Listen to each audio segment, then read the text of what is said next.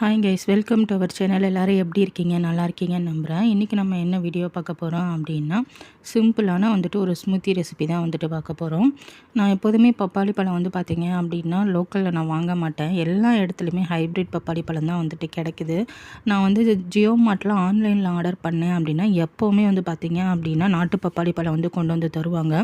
உள்ளே நிறையா விதைங்க இருக்கும். அது எல்லாத்தையும் ரிமூவ் பண்ணிவிட்டு நான் சாப்பிடுவேன். இப்போ ஆனால் பார்த்திங்க அப்படின்னா ஃபஸ்ட் டைம் இது எனக்கு உள்ளே எந்த விதையுமே இல்லாமல் ஹைப்ரிட் பழம் மாதிரி டெலிவரி பண்ணிட்டாங்க. ஸ்மூத்தி மாதிரி செஞ்சு சாப்பிடுவோம். அதெல்லாம் நான் மோஸ்ட்லி சாப்பிட மாட்டேன். ஃப்ரூட்ஸ் எப்படி இருக்கோ அப்படியே தான் சாப்பிட்டு பழக்கம். இல்லைன்னா நார்மலாக ஜூஸ் மாதிரி போட்டு குடிப்பேன். ஆனால் பப்பாளி பழம் அப்படியே சாப்பிட்றதே நல்லது. அதனால் எப்போதும் அப்படியே தான் எடுத்துப்பேன். பட் இது பையனுக்கு கொடுக்கலாம். அவன் சும்மா கொடுத்து பார்த்தேன், சாப்பிடவே இல்லை. சரி, அவனுக்கு இந்த மாதிரி ஸ்மூத்தி மாதிரி செஞ்சு கொடுத்தா அவன் சாப்பிடுவான் அப்படின்னு சொல்லிட்டு நினச்சிட்டு நான் என்ன பண்ணேன் அப்படின்னா, இந்த பழத்தை சின்ன சின்னதாக கட் பண்ணி அதை ஒரு பவுலில் போட்டு ஃப்ரீசரில் ஓவர் நைட் வச்சுட்டேன். வச்சுட்டு மறுநாள் காலையில் இது ஸ்மூத்தி செய்யலாம் அப்படின்னு நினச்சிட்டு ஃப்ரீசரில் வச்சுட்டு மறுநாள் காலையில் எடுத்து பார்த்தம்போது பார்த்திங்க அப்படின்னா நல்லா ஃப்ரீஸ் ஆகலை. ஓரளவுக்கு தான் ஃப்ரீஸ் ஆகி வந்துருந்துச்சு. இந்த அளவுக்கு தான் இருந்தது.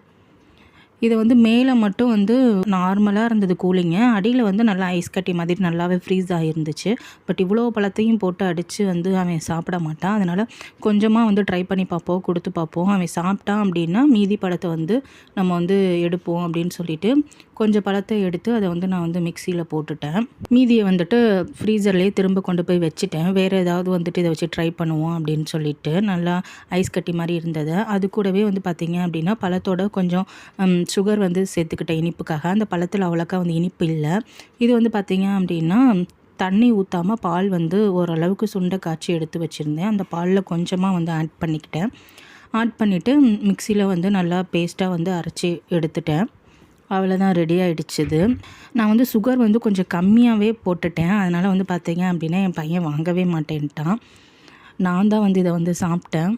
அவனுக்கு இந்த பப்பாயா ஃப்ளேவர், ஆரஞ்சு ஃப்ளேவர் இதெல்லாம் பிடிக்க மாட்டேங்குது. ஜூஸுங்களே பழங்களே சரியாக சாப்பிடவே மாட்டேங்கிறான். எப்படியாவது கொடுத்து பார்த்துருவோம் அப்படின்னு சொல்லிட்டு என்ன பண்ணேன் அப்படின்னா இந்த மாதிரி ரெடி பண்ணேன்.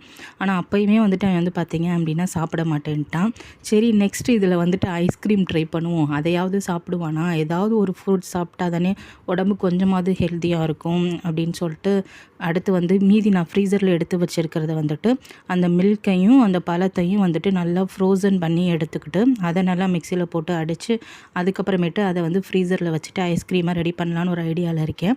அதை நெக்ஸ்ட் வீடியோவில் நான் அப்லோட் பண்ணுறேன். பப்பாளிப்பழம் பார்த்திங்க அப்படின்னா உடம்புக்கு ரொம்பவே நல்லது. உடம்புக்கு மட்டும் இல்லை, ஸ்கின்னுக்குமே ரொம்ப நல்லது. நிறைய ஹெல்த் பெனிஃபிட்ஸ் இதில் இருக்குது. ஸோ நீங்கள் வீக்லி ட்வைஸ், அட்லீஸ்ட் வீக்லி ஒன்ஸாவது பப்பாளி பழத்தை அப்படியே சாப்பிட ட்ரை பண்ணுங்கள். இந்த மாதிரி கூட ரெடி பண்ணி சாப்பிட்றத விட நீங்கள் ஃப்ரெஷ்ஷாக அப்படியே சாப்பிட்றது ரொம்பவே நல்லது. வீட்டில் உள்ள பசங்க குழந்தைங்க சாப்பிட மாட்டேங்கிறாங்க அப்படின்னா இந்த மாதிரி ட்ரை பண்ணுங்கள். நான் என் பையனுக்காக தான் இப்படி ட்ரை பண்ணேன். இந்த வீடியோ உங்களுக்கு யூஸ்ஃபுல்லாக இருக்கும் நம்புகிறேன். மறக்காமல் நம்ம சேனலை சப்ஸ்கிரைப் பண்ணி வச்சுக்கோங்க. நம்ம வீடியோக்கு ஒரு லைக் கொடுங்க. இன்னும் ஒரு யூஸ்ஃபுல்லான வீடியோவில் உங்களை மீட் பண்ணுறேன். Till take care and bye guys.